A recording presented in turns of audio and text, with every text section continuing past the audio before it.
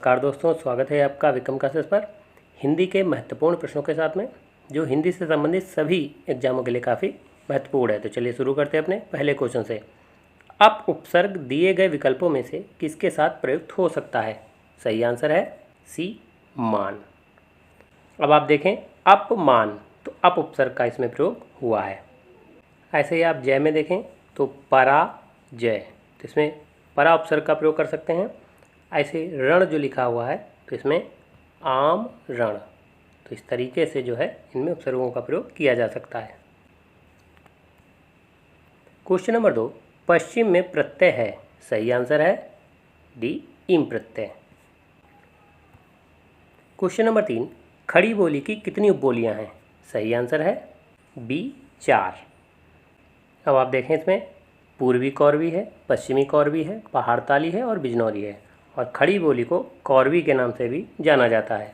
और खड़ी बोली के अगर जनक देखें तो अमीर खुसरो हैं। क्वेश्चन नंबर 4, निम्न में कौन स्पर्श व्यंजन नहीं है? सही आंसर है ए, या जो है एक अंतस्थ व्यंजन है। इसके अलावा जो है रा, ला और वा, ये भी सभी अंतस्थ व्यंजन होते हैं। जबकि छा, दा, बा ये सभी स्पर्श व्यंजन है। स्पर्श व्यंजन जो है का वर्ग से लेकर के पा वर्ग तक होते हैं, और जो कि प्रत्येक वर्ग में 5 वर्ण होते हैं। और कुल मिलाकर के स्पर्श व्यंजनों की जो संख्या है वो 25 है।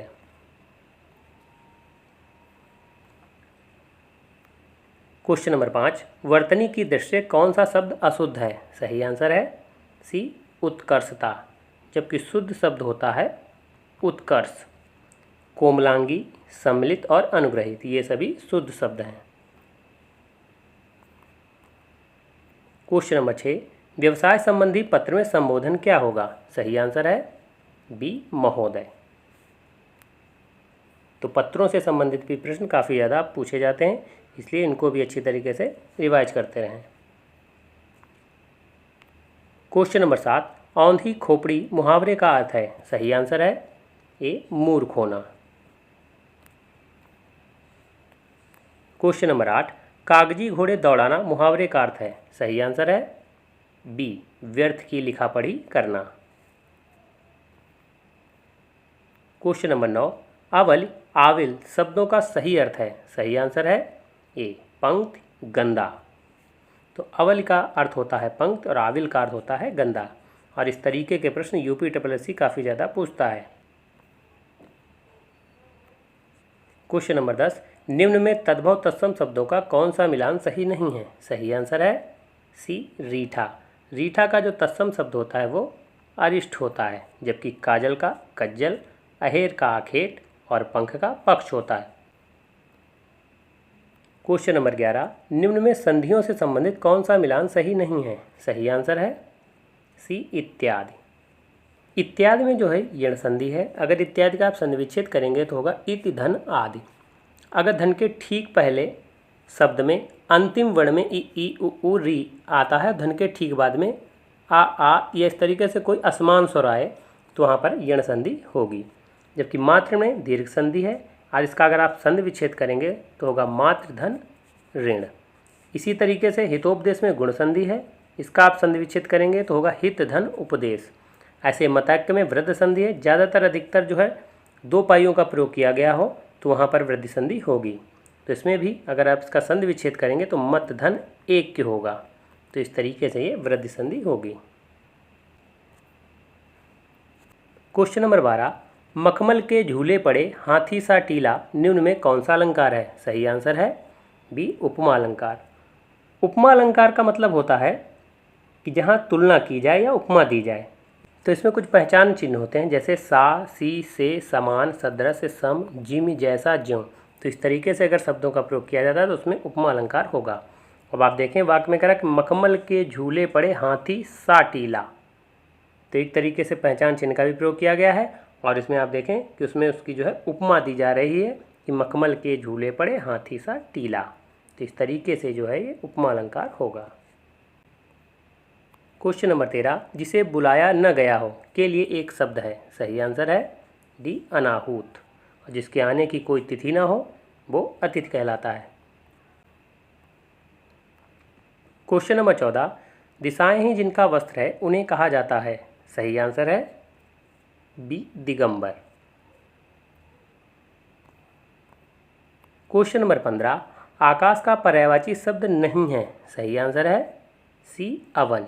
अवन जो है ये पृथ्वी का पर्यायवाची है, जबकि अंबर, नभ, गगन ये सभी आकाश के पर्यायवाची हैं। क्वेश्चन नंबर 16, मन रे तन कागज का पुतला निम्न में कौन सा रस है। सही आंसर है ए शांत रस।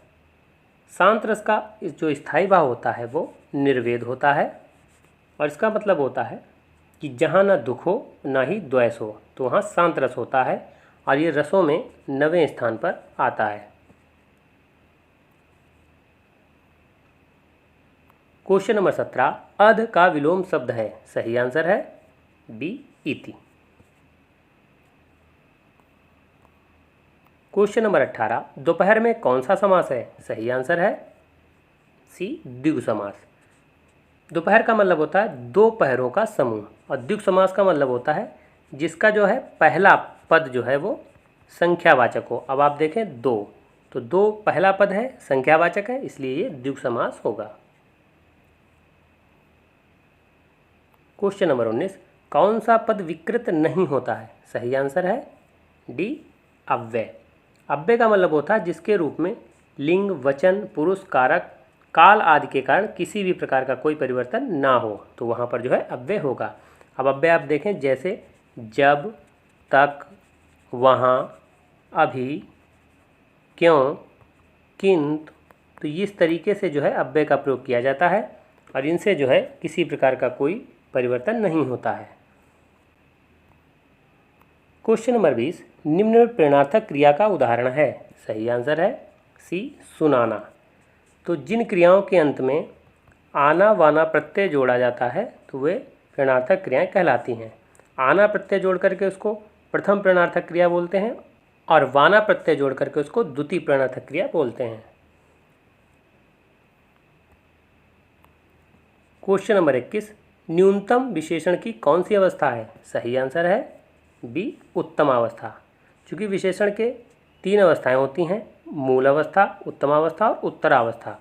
अब आप न्यून जो देखेंगे ये मूल अवस्था है, और न्यूनतर जो होती है ये इसकी उत्तरावस्था है, और जबकि न्यूनतम ये उत्तमावस्था है। तो तम प्रयोग आप देखें उत्तम में भी हुआ है और न्यूनतम में भी। तो अब आप देखें न्यूनतर, तो ऐसे उत्तरा में भी जो है तर का प्रयोग किया गया है। क्वेश्चन नंबर 22, अनुमान का विशेषण होगा। सही आंसर है डी अनुमानित। क्वेश्चन नंबर 23, निम्न में बंधु शब्द का बहुवचन रूप कौन सा है। सही आंसर है ए बंधु वर्ग। क्वेश्चन नंबर 24, निम्न में कौन सा शब्द स्त्रीलिंग है। सही आंसर है सी सभा। चूँकि सभा क्या है, बुलाई जाती है, तो बुलाई जाती है तो स्त्रीलिंग का बोध हो रहा है, तो इसलिए सभा जो है स्त्रीलिंग शब्द होगा। क्वेश्चन नंबर 25, से के द्वारा निम्न में किस कारक की विभक्ति है। सही आंसर है बी करण कारक की। जबकि कर्म कारक की जो विभक्ति होती है वो को होती है, संप्रदान कारक की जो विभक्ति होती है वो को या के लिए होती है, और अपादान कारक की जो विभक्ति होती है वो से होती है, अलग होने के अर्थ में। तो इस तरीके से इनको आप विभक्तियों के आधार पर समझ सकते हैं। तो ये वीडियो कैसा लगा? अगर अच्छा लगा हो तो लाइक करें, शेयर करें, सब्सक्राइब करें। धन्यवाद दोस्तों।